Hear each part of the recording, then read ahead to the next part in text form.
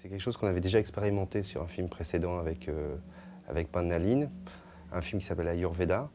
On avait utilisé des instruments du monde entier, des instruments ethniques traditionnels.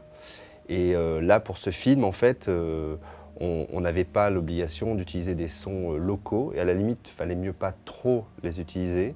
Donc, il y a des flûtes qui viennent d'Amérique du Sud, du Japon, de la Chine. Il y a un doudouk qui vient d'Arménie, de Turquie. Il y a un violon mongol, il y a un violon indien, il y a un sarangi indien. Et il y a quand même une vielle tibétaine, et c'est l'instrument qui fait la mélodie sur le thème principal, en fait. L'idée de l'orchestration, en fait, c'était de mélanger ça avec un orchestre, donc une harmonie occidentale.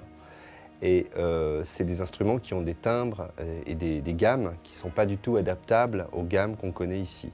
Donc il fallait faire entrer les instruments traditionnels dans l'harmonie de l'orchestre. Ça, j'ai pu le faire grâce à des musiciens avec qui j'ai l'habitude de travailler, qui ont une collection d'instruments incroyable et avec qui on peut faire tout un tas d'expérimentations, d'essais à partir d'un thème déjà décidé.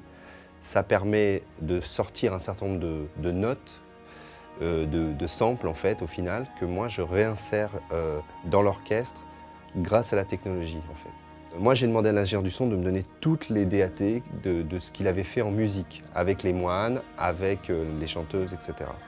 Donc en fait moi j'ai écouté tout ça et j'ai fait une sélection et j'ai réinséré ces chants dans la musique, mais en changeant, pareil que pour les instruments traditionnels, en changeant les mélodies et encore grâce à des moyens technologiques avec l'ordinateur, etc.